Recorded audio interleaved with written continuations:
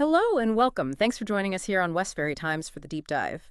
Today, we're getting into something pretty huge. It's this major push in infrastructure expansion that's happening right across the UK. We've gathered quite a bit of material for you, articles, various reports, notes, all pointing towards some really big changes. Yeah, and what jumps out right away from these sources is just the sheer scale of it all Abula. and the money behind it. There's talk of a 113 billion capital investment plan. That figure comes up quite a bit.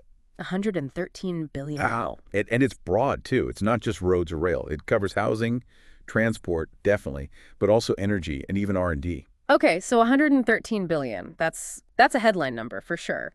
But our mission today in this deep dive is to go a bit further than that. We want to unpack the key details from these sources, look at the major projects, maybe understand the why behind this push, and also touch on the challenges mentioned and, importantly, what all this might actually mean for you listening. Exactly. And the sources seem to frame this as, well, maybe a bit different this time. There's this narrative of a deliberate shift, trying to move funds towards towns and regions that maybe haven't seen as much investment before, moving beyond just the usual big city hubs, perhaps. The sources also hint that changes in fiscal rules might be, helping enable this focus. Right, so not just spending money, but a conscious effort to maybe rebalance where it's going. That's an interesting angle. Okay, let's dig into some concrete examples then. How is this showing up on the ground based on the sources? Transport's usually a big one. It always is. And on rail, the sources really highlight the Trans-Pennine Road upgrade. It's positioned as, well, pretty vital for connecting things better across the north, specifically Manchester and York. Okay, the Trans-Pennine Route. Are there specifics mentioned, like timelines? Yes, there's a mention of electrifying the Manchester-Victoria to Stalybridge section. The target for that, it says, is 2025. And the bigger goal, stated in the material, is really about getting faster, more reliable train services running along that whole corridor. Faster trains between Manchester and York. Well, Yeah. that would make a difference for a lot of people. Okay, so that's rail.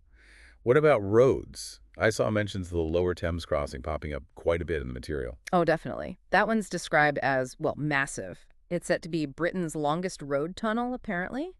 The sources specified 2.6 miles going right under the River Thames. 2.5 miles underground. That's some serious engineering. Any idea when that's supposed to start? Well, the reports say it got the green light approval back in March 2025, and they're looking to actually start construction in 2026. The main reason given, trying to ease the bottleneck at Dartford Crossing. Dartford. Yeah, that makes sense. Okay, so big moves in transport. But infrastructure, as the sources make clear, is also really fundamentally about energy these days. Absolutely. Can't separate them. And the sources put a spotlight on a few things here, like the Eastern Green Links project. These are described as two big submarine power cables, high voltage DC, designed to bring renewable power from Scotland down to the northeast of England, undersea cables, connecting Scottish renewables to where the demand is further south. What kind of power are we talking? The combined capacity mentioned is 4 gigawatts, which, according to the material, would be a pretty significant boost for the national grid. Helps with stability, adding that renewable capacity. 4 gigawatts under the sea, that's quite something. And it's not just renewables, is it? The sources also touch on nuclear. That's right. Hinkley Point C down in Somerset is mentioned. Still under construction, obviously. The aim noted in the sources is for it to be operational by 2031. Projected output is around 3,260 megawatts. And it's framed as, part of that push towards lower carbon energy for the UK. Okay, so renewables transmission, new nuclear power seems focused on energy security and hitting those carbon targets. Now, here's something I found really interesting in the sources, maybe a bit unexpected. It's how this infrastructure conversation is tying into urban regeneration, specifically linked to football clubs. Yes, that's a fascinating convergence, isn't it? And the sources suggest it's actually gaining some real traction. Football clubs driving infrastructure. How does that actually work based on what you read? Well, the idea seems to be leveraging the often huge private investment around clubs for wider public benefit, usually with some public infrastructure helping out. The sources give Birmingham City as a key example. They apparently have this plan for a massive, like, £3 billion sports and entertainment district. But the infrastructure link is a proposed government-backed tram extension to serve that new area. Ah, I see. So public transport investment kind of unlocking or supporting a big private development led by the club. Exactly. And Birmingham's just one example cited.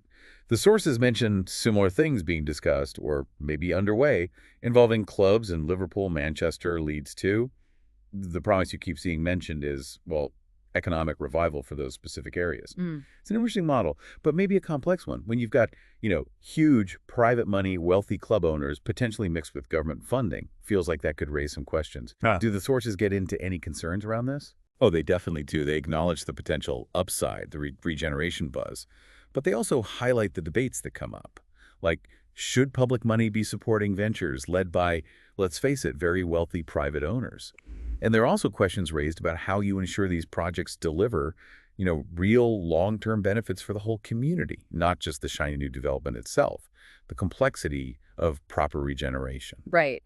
That tension between the private drive and the public good, what did the sources suggest is needed to make these partnerships work well? Two words keep coming up: transparency and community alignment. It's stressed again and again in the material. It needs to be clear how decisions are made, and local people need to feel their needs are genuinely part of the plan, not just an afterthought. Transparency and community buy-in makes a lot of sense. Okay. Stepping back to the whole 113 billion Talhorn picture, all these different projects, energy, transport, these urban schemes, what are the biggest roadblocks the sources point to in actually making all this happen?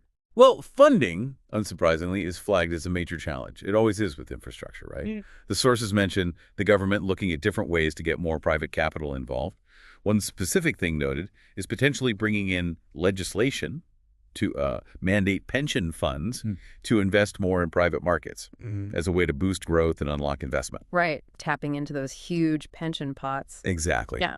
And then beyond just finding the money, there's the classic challenge mentioned across the sources: delivery. Getting these massive projects built on time and, crucially, within budget. Delays and cost blowouts are always flagged as major risks. Yeah, the age-old problems. Yeah. Funding and delivery. So assuming these hurdles can be navigated, what's the overall outline? What's the future the sources seem to paint? I think the general sense you get from the material is that the UK is seen as being on the verge of a really potentially transformative phase. The stated goal isn't just new roads and power lines. It's about using these investments with that sustainability focus running through them. To modernize, yes, but also to genuinely drive economic growth and ultimately improve quality of life across the country. And that really brings it back to you listening at home. Because whether it's your daily commute changing or your energy supply, or maybe even big developments happening in your local town, these huge investments, these projects we've talked about, from national grid upgrades right down to local regeneration, they really could touch many parts of your life in the coming years. It's certainly a massive undertaking. The ambition is clearly there for widespread benefit, but as the sources are careful to point out, it's definitely layered with complexity. And some significant concerns remain, especially around those funding models and ensuring the benefits are shared fairly. Which leads us to maybe a final thought for you to chew on. We've heard about this massive investment scale, 113 billion. We've seen the complexity, the concerns, especially around things like the football club regeneration model. So thinking about all that, what do you reckon might be the single most critical factor? The one thing that will really determine if these ambitious plans genuinely benefit all parts of the UK in the end, and not just, certain areas or specific interests? Definitely something to keep in mind as all this unfolds. Yeah, a really important question to ask as the country goes through this period of quite significant change. Absolutely. Well, it's been really insightful digging through these sources today and getting a sense of the sheer scope of what's planned. Thank you so much for helping us unpack it all. My pleasure. Good to discuss it. And thank you for joining us on the deep dive. We really appreciate your time. Keep an eye on how this infrastructure story develops. Goodbye for now.